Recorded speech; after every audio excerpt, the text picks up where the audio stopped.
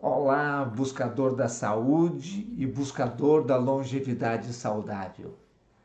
Hoje teremos mais uma grande entrevista, na verdade, uma aula magistral com um grande especialista em saúde do intestino. Quero que vocês conheçam o Dr. Juliano Teles, um dos maiores estudiosos da saúde do intestino.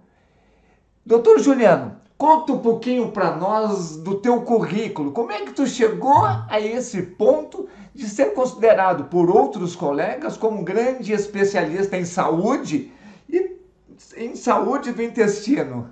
Bom, antes de mais nada, queria agradecer o convite do senhor de estar aqui. Muito obrigado, de coração, um prazer enorme. E eu sou formado em 1997, me formei, 24 anos de formado, como toda formação tradicional, fiz cirurgia geral depois fiz cirurgia do aparelho digestivo, voltei para minha cidade, né, Tatuí, onde fazem endoscopia, colonoscopia, operava todos os dias e atendia ao consultório, grande quantidade de pacientes no consultório. Só que assim, eu atendia e, na verdade, eu não... Chegou uma época da minha vida que eu não estava satisfeito com o meu atendimento, porque o paciente vinha com uma queixa digestiva, com uma dor de estômago, por exemplo, e eu passava para o paciente algum tipo de bloqueador de bomba de prótons, algum Zol da vida. Então, eu passava o omeprazol, aí ele melhorava tomando o omeprazol, na hora que ele parava, ele piorava, ele voltava de novo, falava que piorou, eu passava o pantoprazol, daí ele voltava, daí eu passava o lanzoprazol, e eu ficava torcendo para que esse paciente não voltasse mais. Eu não queria que ele voltasse, porque estava acabando o meu arsenal de Zol, entendeu? Porque eu só sabia passar Zol.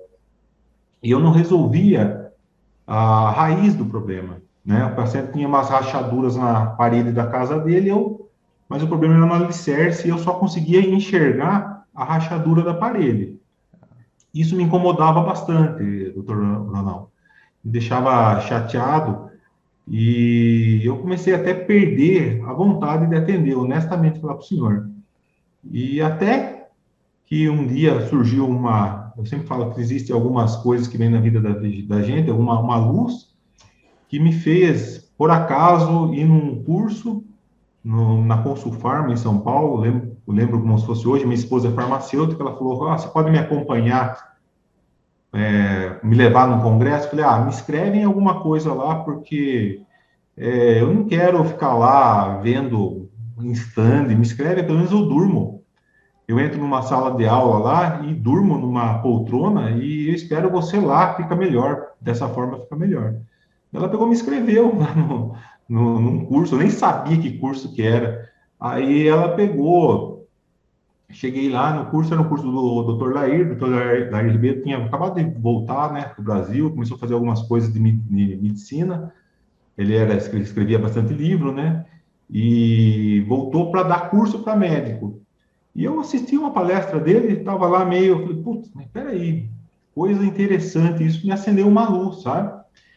Eu já estava infeliz um pouco nessa época, eu já tinha feito homeopatia, mas não me encontrei na homeopatia, não era isso que eu queria. Na hora que o Dr. Lair começou a falar, eu falei: putz, é isso que eu quero, né? Eu comecei a estudar e isso foi quebra de paradigma, porque depois dele veio outros profissionais, né? Fiz ortomolecular com o Dr. Efraim, aí foi abrindo, você começa a conhecer amigos, né, que estão fazendo aquilo lá, eles vão te dando dicas, e eu comecei a praticar uma medicina que é dito integrativa, funcional, fisiológica, sei lá como que queiram chamar, que eu parei de ver o paciente como um órgão.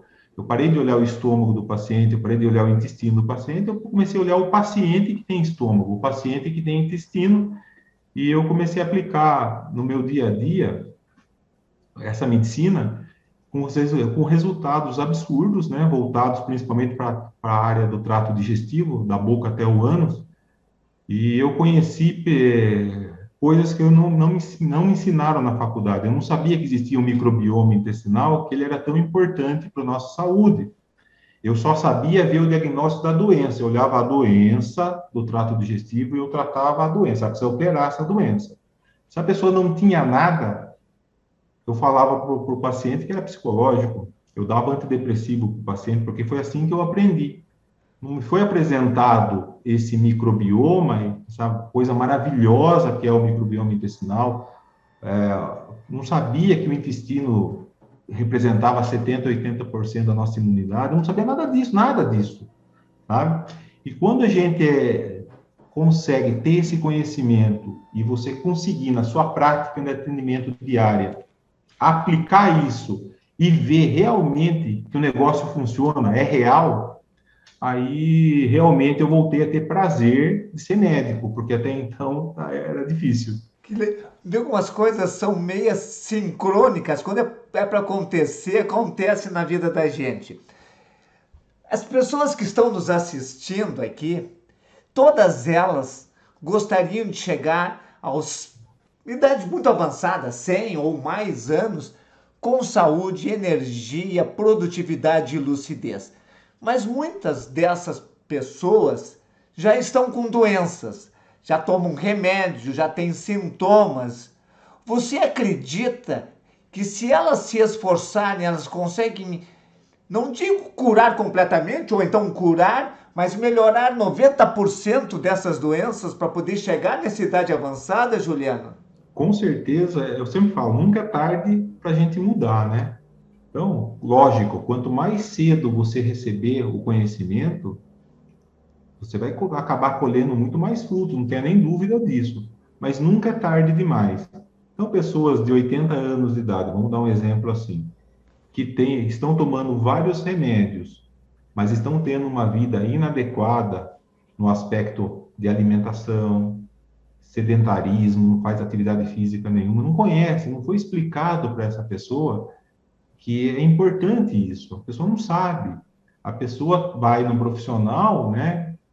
Que infelizmente hoje os nossos colegas, a correria, não tem um tempo hábil. A gente, não, como médico, você atendendo convênio, você tem que fazer volume, e às vezes você não tem tempo, você foi treinado para passar remédio para o paciente. Infelizmente é assim que funciona. E esse paciente abre o olho, eu falo, olha, eu entendi, nossa, eu tenho que ter alimentação de verdade, eu não sabia disso, meu Deus, é verdade. Cai a ficha. Um molho de tomate natural, não comprar um molho de tomate pronto. Ah, o trigo é inflamatório. Você começa a explicar algumas coisas que a pessoa não imagina que são importantes. A pessoa começa a entender a importância de suplementação. A pessoa acha que é remédio suplementos. Só, mas eu vou tomar um monte de comprimido, de cápsulas, às vezes é cheio de remédio.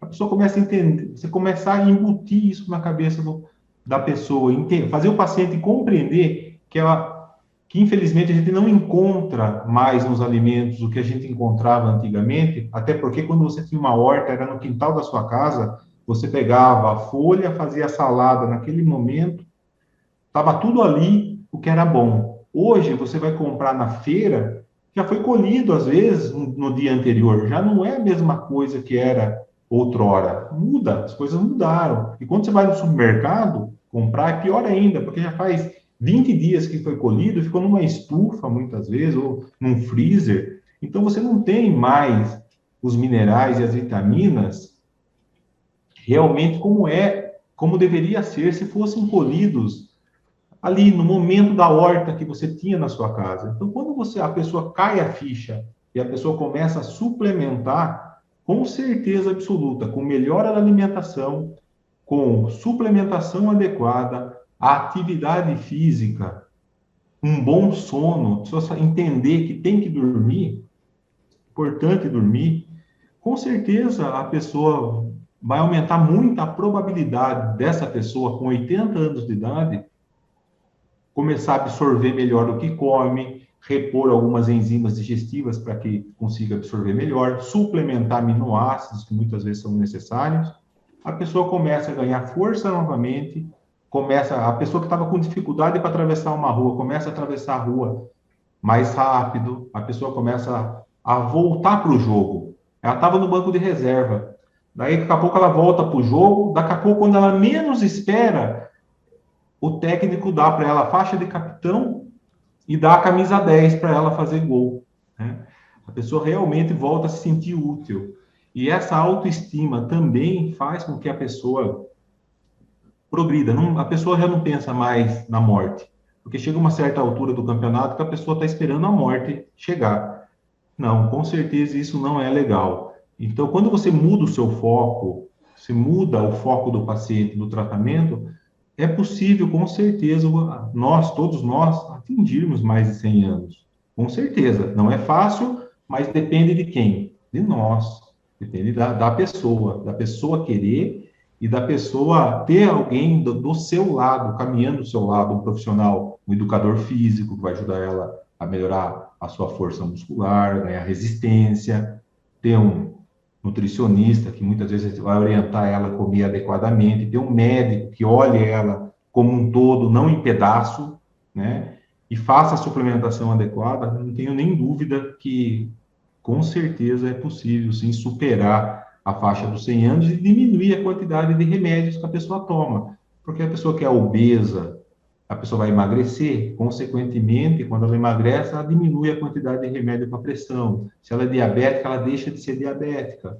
Se ela tem insônia e ronca à noite, ela para de roncar, para de ter apneia noturna.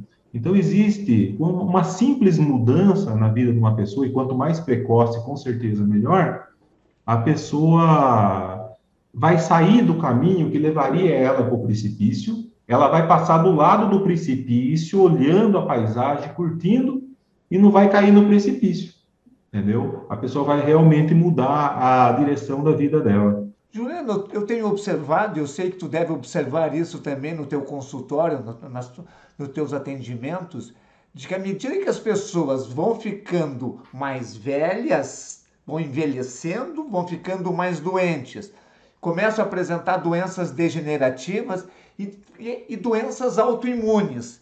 Eu sei que quando essas pessoas voltam à luta, como você disse, elas curam as doenças degenerativas sempre. Eu gostaria de saber se você tem essa experiência e como é que teus clientes evoluem com as doenças autoimunes. Ó, primeira coisa que a gente tem que entender, né, como eu falei, o nosso intestino, 70 a 80% do nosso sistema imune está no nosso intestino. Porque assim, o que acontece? A gente olha, as pessoas ficam preocupadas com a pele, né? Então todo mundo tem preocupação com a pele, né? Com a beleza externa, né? Porque a gente toma raios solares aqui, então às vezes causa envelhecimento, com certeza, o excesso de exposição ao sol. Então a gente é muito preocupado com a beleza externa. Só que existe uma área de transição do nosso corpo, né? Que entra em contato com coisas externas, que começa na boca e termina no intestino. Então, quando você coloca alguma coisa na boca e você pega e engole esse negócio, o seu corpo tem que reconhecer, falar, peraí, o que esse negócio é? Isso é comida de verdade ou não é? Isso é veneno? Opa, é. Então, o sistema imune nosso, ele não deixa a gente ficar doente. Ele segura as pontas e a gente não sente nada, absolutamente nada. Todo o tempo, durante anos, o nosso sistema imune, o nosso intestino, ele nos protege. O nosso corpo foi feito para a gente não ficar doente.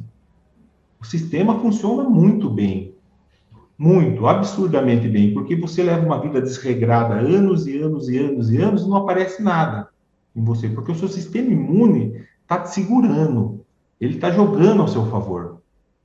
Só que chega uma hora que isso cansa, isso descompensa, o negócio não vai mais.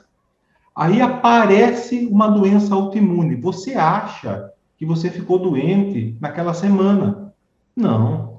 Você ficou doente, a sua doença começou há 20, 30 anos atrás, com os erros dos seus hábitos alimentares, que causaram uma alergia, um aumento da sua permeabilidade intestinal, existe um afastamento entre as células do intestino, né, que a gente fala leak gut, que é um intestino gotejante, que começa a penetrar coisas indevidas por esse vão durante 20 anos, mas o seu corpo está aguentando as pontas. Tem um sistema imune ali que não deixou aparecer a doença durante 20 anos. Só que chega uma hora que a coisa fale.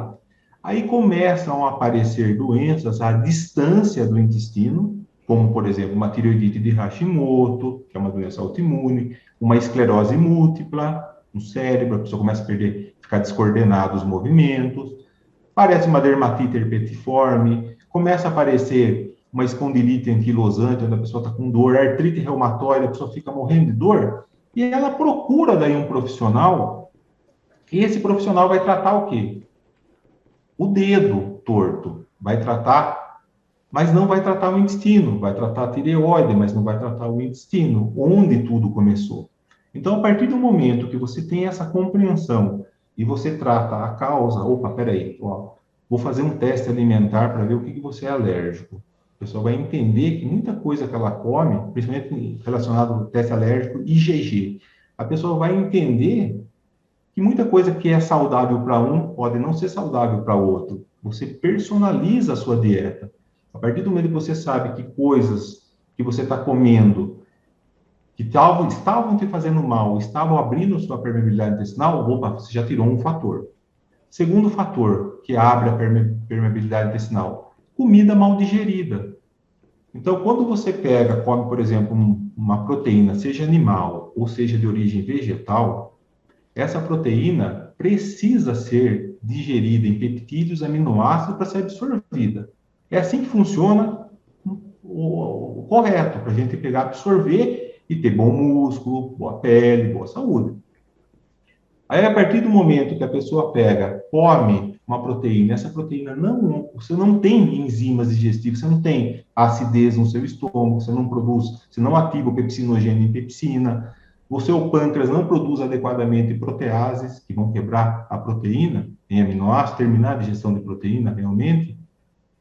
Aí o que acontece? Pedaço de proteína mal digerida, ela caminha no seu trato digestivo e você vai fazer cocô, você vai evacuar a carne que você comeu, o ovo que você comeu, o frango que você comeu e a proteína vegetal, do feijão, da ervilha, da lentilha, você vai evacuar. Só que nesse trajeto existem bactérias comedoras de proteína, chamadas proteobactérias, que estão de 1 a 5% no nosso trato digestivo, no nosso microbioma.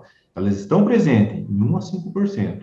A partir do momento que você alimenta essas bactérias com proteína mal digerida, porque você não conseguiu absorver o que você comeu, você está alimentando o inimigo. Você aumenta para 30%, 35% essas proteobactérias, que tem uma espadinha nas costas dela chamada LPS, que são lipopolissacarídeos, que são extremamente agressivas para a nossa permeabilidade intestinal. Elas aumentam a permeabilidade intestinal. Então, eu falei da alimentação importante, saber o que a gente vai colocar na boca. E o que a gente colocar na boca, a gente tem que garantir a digestão.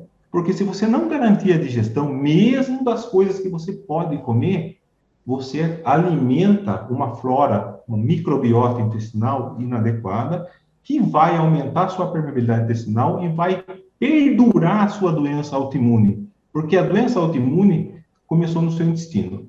Quando você tem essa noção e você faz isso de uma maneira correta, e você contrata um pedreiro para fechar essa permeabilidade intestinal, que pode ser a glutamina, pode ser a glicina, que pode ser os paraprobióticos, que são os probióticos mortos, você fecha essa permeabilidade intestinal e aí, quando você começa a agir, ajudar o paciente com anti-inflamatórios naturais, como, por exemplo, o extrato de cúrcuma longa, associado à piperina, você começa a associar coisas simples, magnésio, as coisas começam a caminhar positivamente bem. Aquele paciente que estava com artrite, com dor, começa a diminuir a dor, porque você está realmente, você arrumou o alicerce. E é claro, tem as trincas que ficaram.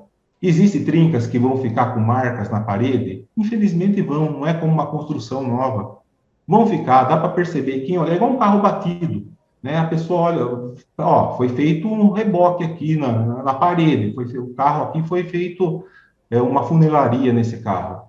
Dá para perceber? Dá, não é como era antes, mas com certeza, tá? funcionalmente a pessoa vai estar muito melhor do que estava. Vai estabilizar um negócio que ia deixar essa pessoa, por exemplo, na cadeira de rodas.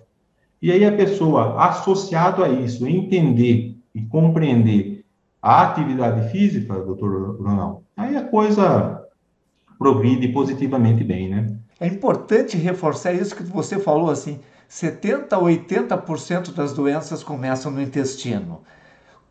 Então, se alguém quiser trabalhar, precisa desenvolver a saúde intestinal. Você deu várias dicas aqui. Se você for esperto, reveja essa entrevista e vai anotando essas dicas, porque tem coisa. Eu estou anotando aqui o que o doutor está falando. Mas para aumentar a saúde, a gente tem que começar com os hábitos alimentares. E quando eu penso em hábitos alimentares, me vem imediatamente a mastigação. E que todos nós, com raras exceções, mastigamos mal. Juliano, além da mastigação, que tem que ser uma mastigação completa para triturar o alimento, quais são os outros hábitos alimentares que ajudam na recuperação da saúde do aparelho digestivo? Bom, na realidade é o seguinte, é muito importante, né, quando a gente vai se alimentar, você coloca o seu prato de comida, a digestão já começa na hora que você está colocando o prato de comida. 30% da secreção já das enzimas digestivas gástricas, elas já começam na hora que você está colocando, via parasimpático, via nervosa, que a gente fala a fase cefálica da digestão. Se a pessoa olha para a comida ali, o seu trato digestivo já está sentindo o cheiro, você já está tendo lembranças que aquele alimento é muito gostoso, e tudo isso já vai salivando a sua boca, a sua boca já começa a salivar, e o seu trato digestivo já começa a produzir, inclusive o pâncreas também já começa, opa, tá chegando comida aí, antes de você colocar na boca. Olha a importância da gente olhar o que a gente está comendo. O problema de hoje em dia é que as pessoas estão comendo sem olhar para a comida. Estão comendo, olhando o celular, respondendo e-mail ou assistindo televisão. Só aí você já vai ser prejudicado na parte digestiva. Quando você coloca o alimento na boca, você tem que triturar o alimento, com certeza, o dente foi feito para isso. Tem que triturar. E a gente tem que entender que a nossa boca, existem glândulas que já vão produzir amilase. A amilase, a alfa-amilase, que é chamada pitialina na nossa boca, ela é menos potente do que a produzida no nosso pâncreas, mas é fantástico. Já começa a digestão de carboidrato na nossa boca. E por incrível que pareça, na hora que a gente engole o alimento, essa enzima que nós produzimos na boca, ela desce com o alimento.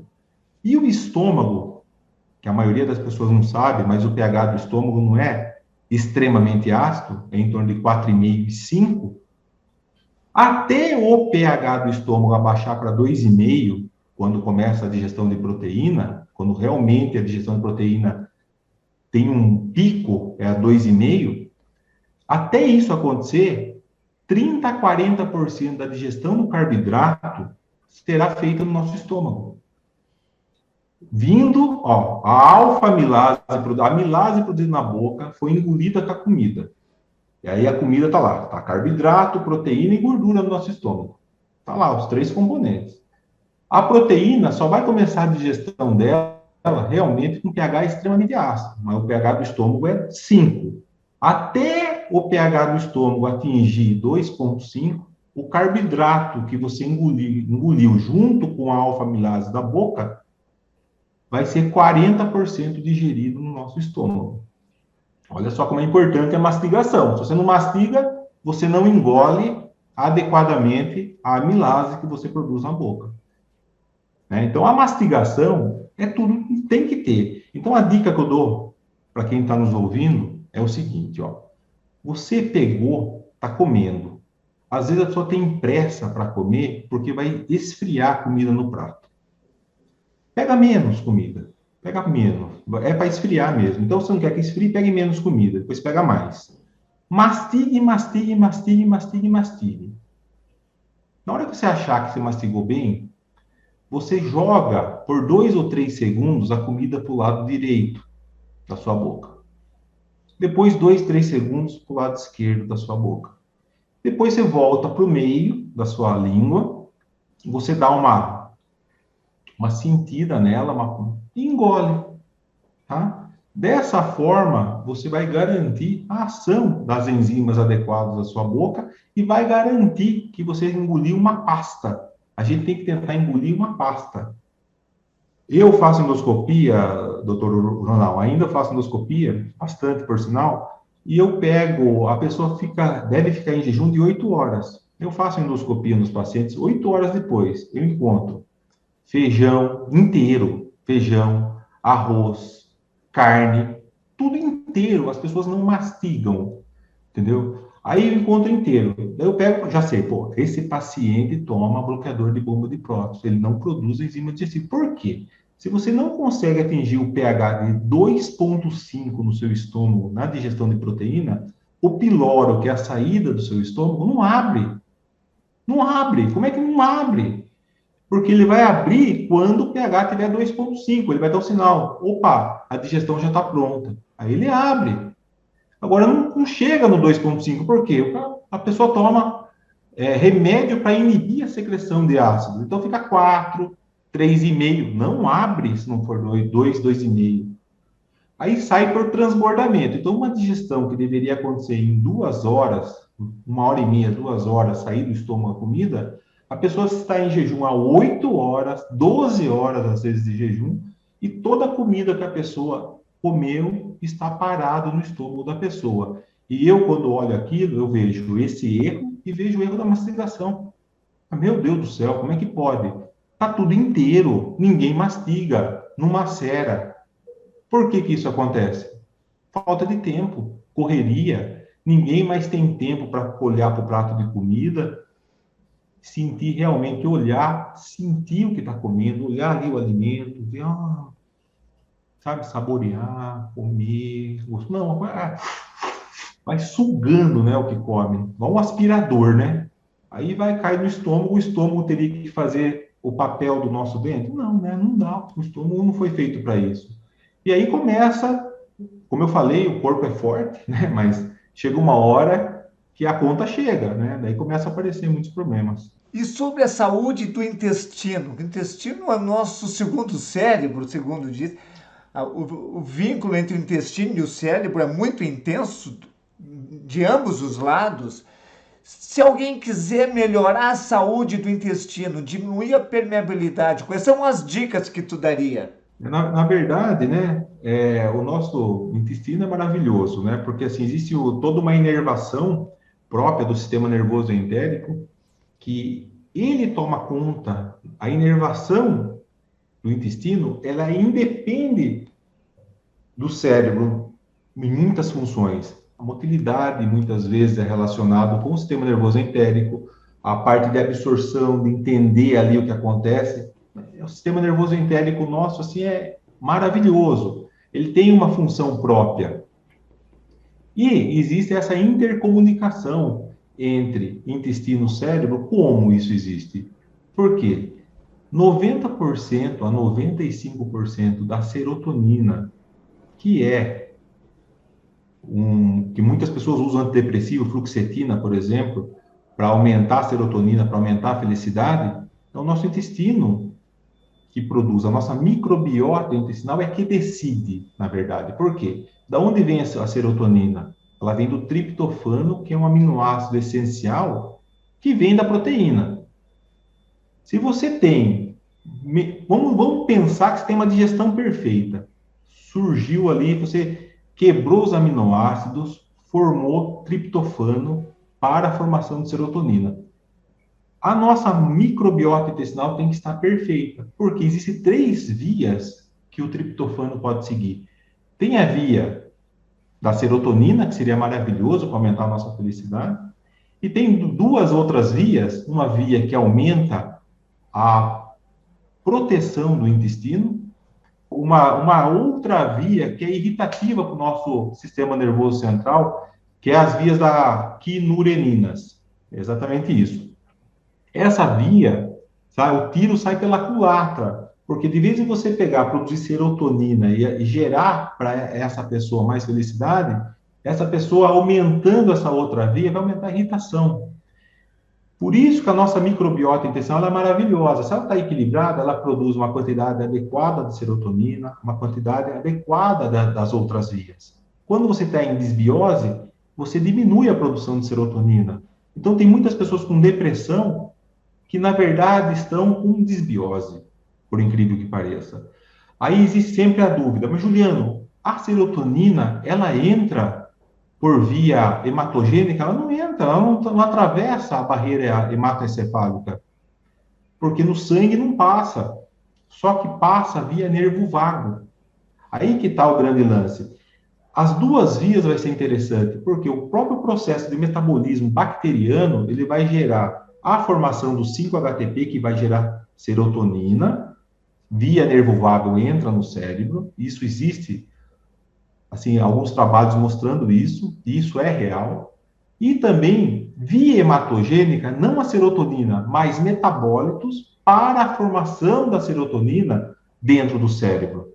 Então, olha a importância do metabolismo nosso, da microbiota intestinal nossa, no metabolismo da felicidade, da serotonina. A dopamina, 50% é produzida no cérebro, é responsável pela nossa concentração. Né? Então, as pessoas usam remédio para aumentar a concentração porque aumenta a dopamina. Olha só, se 50% é produzido no nosso intestino também pela nossa microbiota intestinal, e claro, também existe no nosso intestino células enteroendócrinas do nosso intestino, que produzem também, colaboram com a produção desses peptídeos, esses hormônios que vão nos ajudar muito. Você olha só a importância que você tem que ter na sua microbiota intestinal. Então, a partir do momento que você compreende essa via, você olha com um paciente ansioso, você olha com um paciente deprimido, um paciente que tem insônia. Uma insônia também, Juliano? Com certeza, porque o nosso intestino também produz o GABA, que vai ter uma ação de relaxamento, e a serotonina é a matéria-prima para a formação da melatonina, que vai dar um sono reparador no ser humano. Agora, se você não produz serotonina, não tem melatonina. Né? Então, a pessoa está com insônia por causa disso. Se você acertar a microbiota do paciente, a probabilidade de você conseguir desmamar futuramente esse paciente de um ansiolítico, no remédio para dormir, do antidepressivo, é muito, muito, muito grande.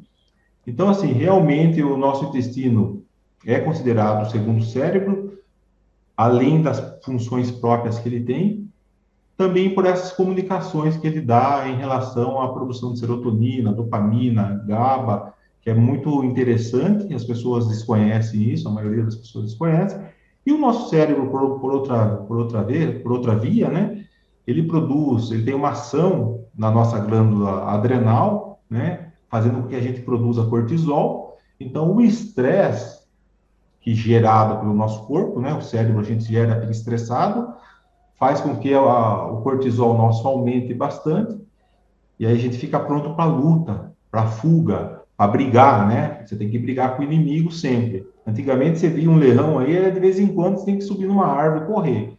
Agora a gente mata um leão a cada minuto. Então o cortisol nosso está lá em cima e o nosso corpo não foi feito para isso. E esse cortisol tem uma ação direta no nosso microbioma, do lado negativo, infelizmente, aumenta também a permeabilidade intestinal, tem uma ação no sistema imune, diminuindo também a função do nosso sistema imune. Então, a importância de você que está nos assistindo, dosar o seu cortisol. Se você tiver com o cortisol alterado, há necessidade de você usar um adaptógeno, como, por exemplo, existem vários adaptógenos, né? O Relora, existe a ashwagandha, rodiola, né? Mais uma coisa que é mais barata, que você regula seu estresse, é você fazer uma atividade física. Atividade física eu falo que é o para-raio de tudo. Tá? É a panela de pressão que funciona. E tem a válvula de escape, né? A válvula de escape nossa é o nosso exercício físico. Você não precisa gastar dinheiro com nada, você não precisa nem entrar em academia, tá bom? Andar é a coisa mais tranquila e mais obsoleta do ser humano. A gente só caminhava. né? A gente é um pouco, a nossa história da humanidade, nós somos nômades, a gente caminhava pelo deserto, caminhava para tudo quanto é lugar, então, desde a história bíblica, né? No máximo que tinha era um jumento, tá? Um camelo para você andar, e a gente esqueceu que é dessa função. Então, você que está com depressão, está sofrendo, você que está compreendendo a importância do intestino, nós não podemos esquecer que o estresse também tem uma ação no nosso intestino e a gente pode se livrar disso de uma maneira barata e gratuita, tá? Andar todos os dias. Comece devagar, 20 minutos por dia e vai aumentando. Faça chuva, faça sol. Com certeza isso é uma grande dica para você diminuir o seu nível de estresse do seu dia a dia. E ter o bom senso de entender que o que você coloca na sua boca vai repercutir na sua saúde. Saber distinguir o que é um alimento de um produto alimentício. Você tem que entender que o ser humano, nós estamos aqui na Terra há muitos anos. E o ser humano, a industrialização, chegou há 150 anos. Tá? O óleo vegetal foi feito em 1910. Nós não fomos feitos para comer óleo vegetal, infelizmente. Tá? Falo infelizmente porque, desculpa desagradar você, que está com óleo de canola, de milho, de soja aí na sua casa. Errado, margarina, nem formiga chega perto de margarina, entendeu? Não, nós fomos feitos, nós não mudamos, certo? Não existia doença cardiovascular, agora está todo mundo morrendo de doença cardiovascular. Por quê? Porque nós estamos olhando, nós estamos seguindo a boiada, estamos caindo no precipício, né? Temos que ter o bom senso, realmente parar, olhar e ver realmente onde o pessoal está querendo nos conduzir e dizer, opa, peraí, eu não. Eu sou dono, eu que me conduzo. Eu sou dono de mim, eu sei onde eu vou. Julieta, estou adorando conversar contigo. Tenho certeza que os nossos assistentes estão adorando também, deve estar anotando como eu estou anotando. Mas tem duas questões que você é super especialista. Eu não poderia, mesmo que se estenda um pouquinho mais essa entrevista, eu não poderia deixar de perguntar. A primeira é: uma pessoa saudável, que faz uma alimentação saudável, faz exercício, faz meditação, dorme cedo, ela precisa tomar algum suplemento para melhorar a saúde digestiva? Com certeza sim. Não tenho nem dúvida disso. E vou explicar para o senhor por quê. É o seguinte, ó. A gente tem um período de validade, naturalmente falando, se você seguir o conceito do envelhecimento, tá? A partir de uma determinada idade, a gente vai perdendo a habilidade de produzir enzimas digestivas. Então, assim, não tem como você fazendo tudo certinho, comendo adequadamente tudo que você come, não usar enzimas digestivas. E vou dar um exemplo disso para vocês que estão escutando. Quando existe um exame, assim, do arco da velha, antiguíssimo, tá? Antiguíssimo mesmo, chamado coprológico funcional, um exame de fezes que você come. O laboratório fala para você comer carne, fala para você comer gordura, ele vai dar uma dietinha para você, e carboidrato. Você come no primeiro dia, segue a dieta, no segundo dia, segue a dieta, no terceiro dia, você segue a dieta. No quarto dia, você pega todo o seu cocô inteiro e você leva para o laboratório. O laboratório ele sabe o que você comeu. Ele vai pegar o seu cocô, macroscopicamente vai olhar. Puxa, tem pedaço de carne aqui. Ou seja, você não digeriu a carne que você comeu. Está errado. Só aí já está errado. Se ele não achar, ele vai para o microscópio. Ele olha lá no microscópio, existem alguns sinais que mostram, por exemplo, que você tem cristais de oxalato de cálcio. Cristais de oxalato de cálcio, ele não deveria existir se tivesse ácido no seu estômago. Isso é um sinal que você não produz HCl, não produz ácido clorídrico. E saiu ali o oxalato de cálcio. O que eu quero dizer com isso? Se você fizer um exame desse, na grande maioria das pessoas acima de 35, 40 anos de idade, vai ter alguma deficiência que esse exame vai mostrar. Seja na produção de ácido, seja na não produção de proteases, porque pode sair fibras musculares mal digeridas também, seja na produção de lipase do nosso pâncreas, que não vai digerir adequadamente gordura, vai ser mais do que 5% de gordura nas fezes, e seja também do amido, que você comeu, a batata que está na dieta lá, que ele manda você comer, a cenoura, que está saindo inteira. Isso significa que o seu pâncreas não está produzindo adequadamente a amilase. Para responder a pergunta do senhor, fazendo esse teste, eu posso afirmar para vocês que mais de 90% das pessoas têm alguma deficiência, mesmo comendo tudo saudável. Não tem jeito. Mesmo dormindo cedo, mesmo usando inúmeros outros suplementos, você vai ter essa deficiência. Ah, mas como é que eu vou saber isso? Faça o exame coprológico funcional. Um exame extremamente barato, antiquíssimo, uma coisa do arco da velha. Eu, quando fui estudar sobre coprológico funcional, queria dar uma aprofundada sobre esse exame, eu fui pegar um artigo da década de 40, do século passado, né? Para eu pegar e entender. É maravilhoso esse exame, porque antigamente os médicos antigos não tinha colonoscopia, não tinha endoscopia. Os caras estudavam o quê? O cocô. Pô, como é que você vê a saúde da pessoa? Pegar a fezes da pessoa. Puxa vida, tá aqui com muco, tá saindo sangue. Pô, os caras pensavam, entendeu? Coisa era maravilhosa, a medicina era maravilhosa, era uma arte realmente, né? A pessoa tirava leite de pedra. A verdade é essa.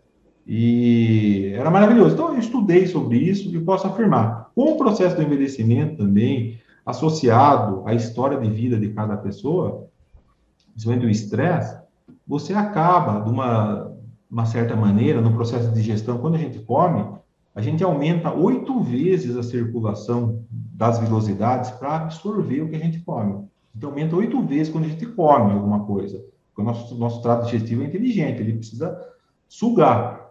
Quando você está estressado ou você está com uma aterosclerose por uma vida inadequada que você teve, tá? Você acaba diminuindo esse fluxo sanguíneo para o seu intestino, para o seu trato digestivo. Consequentemente, você vai ter uma absorção comprometida, porque o fluxo não vai estar 8 vezes maior. Não vai conseguir atingir isso. E uma outra coisa também, quando você tem um fluxo sanguíneo menor no seu pâncreas e no seu estômago, consequentemente, você não vai produzir adequadamente as células enteroendócrinas do nosso estômago, como, por exemplo, a célula G, que produz gastrina, que vai estimular o nosso estômago a produzir ácido clorídrico, né? Faz a célula parietal a produzir ácido clorídrico, ela não vai conseguir produzir a quantidade suficiente de ácido clorídrico porque a circulação está comprometida pelo estresse. Então, até que se prove o contrário, na minha concepção, mesmo a pessoa fazendo as coisas adequadamente, vale muito a pena fazer esse exame coprológico funcional, que tem um profissional que consiga fazer essa leitura e corrigir personalizado a deficiência de cada um. Porque não é todo mundo igual, não é todo mundo que precisa usar ácido, não é todo mundo que precisa usar pepsina, não é todo mundo que precisa usar uma ou outra enzima digestiva.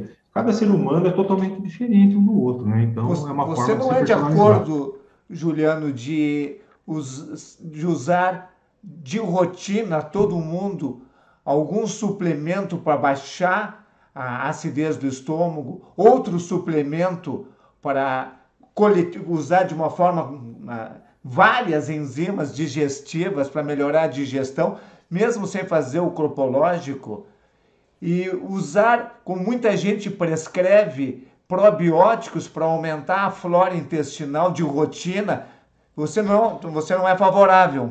Não, não. Com certeza não, porque você usar probiótico de uma maneira de cara para um paciente, né? O paciente eu vejo muitas prescrições, né? Principalmente de nutricionistas, normalmente, que prescrevem muito probióticos, né? De cara para o paciente. Mas veja bem, se a pessoa está tomando probiótico, que são bactérias boas, ótimo, né? Mas você está alimentando, você está comendo proteína, carboidrato, lipídios e não está sendo bem digerida, você está alimentando uma flora intestinal ruim. Então, fica ilógico você estar dando comida para proteobactérias, que você está aumentando proteobactérias, são bactérias gram-negativas ruins, e você está tomando probiótico, coitado dos probióticos, dá até dó perto da quantidade de proteobactérias que tem. Então, torna-se um negócio meio ilógico. Eu acho que a pessoa precisa seguir uma regra, seguir um fluxo, tá? O fluxo é, primeira coisa, não adianta comer trigo, a pessoa come trigo, tá certo? O trigo vai lá, aumenta a permeabilidade intestinal, a gliadina, age no receptor lá, CXCR3, que faz aumentar a quantidade de zonulina, e a zonulina faz aumentar a permeabilidade intestinal. Adianta você usar probióticos, você está comendo trigo? Não, né? Não tem cabimento. Então, a pessoa tem que ter consciência, ó, você vai fazer isso, isso, isso. Adianta usar glutamina para fechar a permeabilidade intestinal, se a pessoa continua comendo proteína, e mal digerida, não usa enzima digestiva? Eu não vejo lógica você pegar, chamar um construtor para construir uma parede e vem um trombadinho e quebra a parede depois. Não tem lógica. A primeira coisa é você seguir a lógica. Ter uma alimentação saudável, digerir o que você come, fechar o estrago da permeabilidade intestinal que a sua história errada de vida fez, infelizmente, né? Aí você fechou a permeabilidade intestinal. Aí, se for necessário, você usa probiótico, mas eu prefiro probióticos mortos. Por quê? Probiótico bom, probiótico morto. Porque é o seguinte, você tem que pegar, estimular o sistema imune. E o nosso sistema imune, ele é estimulado, as células de Panet do nosso intestino, que é responsável, intestino delgado, que é responsável pela produção de peptídeos aminoglicanos, são antibióticos naturais que vão melhorar, matar bactérias ruins, elas são estimuladas com probiótico morto, entendeu? Ou com bactérias mortas do nosso intestino. As bactérias que têm peptidoglicanos, que são as bactérias gram-positivas do nosso intestino. Então, quando você dá lactobacillus, bifidobactéria para esse paciente morto, coloca no chá, mata no chá. Se você tem, toma, tá? Você vai estimular a produção de antibiótico natural e você vai aumentar a quantidade de muco desse intestino. Você vai aumentar pela célula de Globet, ou células caliciformes, né, que são produtoras de muco, você vai aumentar a camada de muco protetor desse intestino. Aí, beleza. Agora, probiótico de cara, não. Tá? Enzimas digestivas, as cegas, tudo bem, né? Para fazer o quê? Se você não tem para onde, você não tem o que fazer, você não consegue fazer o exame, mas muitas vezes você pode estar certo ou pode estar errado. Ácido, cloridrato de betaína, para todo mundo? Não sei.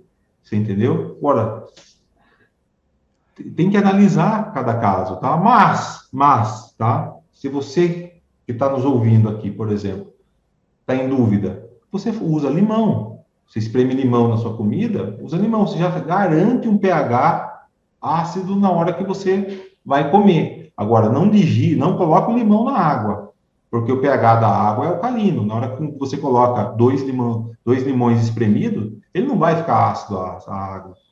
A água vai ficar saindo de um pH de 7 para 6. Quer dizer, eu preciso de um pH de 2,5, meu Deus do céu. Entendeu? Então, espreme o limão, ou come um pedaço de abacaxi, que não é tão ácido quanto o limão, certo? Ou coloca um vinagre, uma colher de vinagre de maçã na sua comida, tempera a sua salada e come. Dessa maneira caseira, você já vai garantir uma acidez adequada para o seu estômago. Agora, Juliana, eu posso tomar um shot de limão no meio da refeição? Não. Por quê? Na hora que você toma um shot de limão, é ácido, vai arrebentar seu dente, vai arrebentar sua língua, vai arrebentar seu esôfago, vai tirar o esmalte do seu dente. Tá errado, tá? Aí você vai melhorar uma coisa, vai piorar outra. Né? Não E as tem bebidas sentido. e alimentos fermentados? Eu acho que quando a pessoa está equilibrada, perfeito. Se usar um kombucha, um kefir, usar um chucrute, usar esses pepinos em conservas, várias coisas em conserva, perfeito. É riquíssimo em probióticos, bilhões e bilhões de probióticos, maravilhoso. Só que tem a quantidade certa. Mesmo a pessoa que está em eubiose, a pessoa está com o intestino equilibrado, se a pessoa exagerar, fica um tambor. A barriga fica um tambor. Né? Então, você tem que achar a sua dose de probióticos naturais. Né? Então, em algumas pessoas, uma ou duas colheres de chucrute no almoço já é suficiente. Tá bom, tá? Já é suficiente. Agora, Tem pessoas que estão equilibradas e usam como chá, por exemplo, uma garrafinha inteira, usa igual refrigerante, né? Toma para matar a sede com aquilo. A pessoa tem uma cólica danada, aquilo lá fermenta e estufa de uma certa maneira que está errado. Então tem que começar com bom senso a achar a sua dose adequada. E eu não recomendo isso de cara para ninguém, tá? Isso é para depois, né? Outro assunto que a gente observa muito na coleção de lives gratuitas que você tem no YouTube, que eu recomendo que todos vocês assistam, é que você aborda muito a questão dos chás. Para nós, como última pergunta, quais são os 5 chás mais importantes que todos nós deveríamos tomar? Nossa, vai ter muitos chás que vão ficar fora da lista, né? Na verdade, quando a gente pensa em chás, né, a gente tá colocando dentro de nós, né, um produto da natureza, né? Então, esse produto da natureza que tem toda a erva, né, da natureza que é feito chá, ela tem bioativos que vão alimentar uma microbiota intestinal boa, vai ser alimento para a nossa microbiota intestinal boa, além de nos hidratar, né? A hidratação é extremamente importante para a nossa saúde. Muitas pessoas nem bebem água, a quantidade suficiente de líquido por dia. Mas existe alguns chás que eu falo que eu gosto mais, né? Óbvio, né? Cada um tem as suas preferências pessoais e na sua prática clínica diária. Então, existem alguns chás digestivos, como, por exemplo, o chá de orégano. O chá de orégano é um chá que estimula a produção de enzimas digestivas. O orégano, né? Daquele cheiro, só o cheiro do orégano já dá vontade da gente comer alguma coisa, né? Então, você usa uma xícara de chá antes da refeição. Você já vai preparar o seu trato digestivo para ter uma produção de enzimas digestivas melhor. Uma xícara de chá de orégano antes do café, almoço e jantar. Além do que, tem outros benefícios. A gente sempre sabe que por trás do chá, além de ter bioativos, como eu falei, tem vitaminas, tem minerais, tem coisas que já estão antioxidantes, né, dentro do próprio chá, que diminui radicais livres do nosso corpo. Então, vale muito a pena usar. Um outro chá digestivo que eu gosto muito é o chá de alecrim. O chá de alecrim também é bem interessante, da mesma maneira, antes do café, do almoço, do jantar. Para as pessoas que sofrem de dor de estômago forte, esses dois primeiros chás que eu falei são chás que vão melhorar a sua digestão. Você que sente a comida parada no seu estômago. Você come, fica estufado, fica rotando a comida o dia inteiro. Agora, você que está com dor de estômago, está tendo dor de estômago, você come, dói, tá em jejum, dói. Aí o chá que eu gosto muito para dor de estômago é o chá de espinheira santa. Gosto muito de chá de espinheira santa. Aí você pode usar o chá de espinheira santa da mesma maneira, antes da refeição, antes das principais refeições. Eu acho que são chás assim, muito bons. Gosto do chá de sálvia também para quem tem dor de estômago. Então, para melhorar a digestão, orégano, eu acho que é interessante, né? O chá de orégano é sensacional. O chá de alecrim e o chá de espinheira santa e o chá de sálvia é muito bom para quem tem dor de estômago, né? Ele vai diminuir bastante a dor. Gosto do chá de boldo para a pessoa que tem dificuldade com digestão, principalmente de gordura, porque ele estimula, ele melhora, faz a vesícula trabalhar melhor, faz o fígado trabalhar melhor. Eu gosto muito. Ele é um hepatoprotetor, na verdade, o chá de boldo. Eu gosto muito de chá de boldo também. E gosto de outros tipos de chás aí, que já foram 5 que o doutor Ronald pediu, Não, mas eu mas pode gosto, ser mais. eu gosto, viu? Eu gosto muito dos outros tipos de chás. Eu acho que todo chá é válido, tá bom? Beleza, adorei, adorei, adorei a entrevista. Tenho certeza que todo mundo adorou. E para concluir, eu gostaria que tu deixasse uma mensagem final, como tu quiser, que ajude as pessoas a avançarem na idade com uma longevidade saudável, energia, produtividade, lucidez e sendo útil para ajudar esse mundo a ficar melhor. Agradeço mais uma vez o senhor pelo convite. Me senti extremamente honrado de estar aqui. Muito obrigado, mesmo de coração, por poder compartilhar essa experiência. E, na verdade, o que eu falo para as pessoas é o seguinte, ó. Tem coisa na vida da gente e não tem dinheiro que compre. Você pode ser a pessoa mais rica do mundo, mais bem-sucedida financeiramente. Muito dinheiro você pode ter. Mas se você não tiver saúde, você é a pessoa mais pobre do mundo. Você não tem nada. Tá? Dinheiro não compra saúde. Você pode ser a pessoa que está passando nesse momento por uma dificuldade muito grande. Está com dificuldade financeira. Está passando todo o grau de dificuldade que um ser humano possa imaginar. Mas você tem saúde, você vence na vida, você dá a volta por cima. O que eu quero dizer com isso? Pessoal, temos que dar valor, porque é real, a nossa vida é curta, nós vamos passar aqui na Terra, rápido a nossa passagem aqui na Terra. Como é que a gente quer viver? Você quer viver bem até o último dia ou você quer ser aquela pessoa que vai ficar dependendo de um monte de remédio para sobreviver, não para viver, para sobreviver? Então, está na sua mão. É você que tem o poder, a chave para isso. Você que tem a chave para abrir a porta da saúde. Está na sua mão. Então, tudo que nós falamos nessa live aqui, pode ser que entrou por um ouvido seu e saiu pelo outro. Pode ser que você coloque em prática e você vá colher os louros da vitória lá na frente, com certeza. E colherá, com certeza.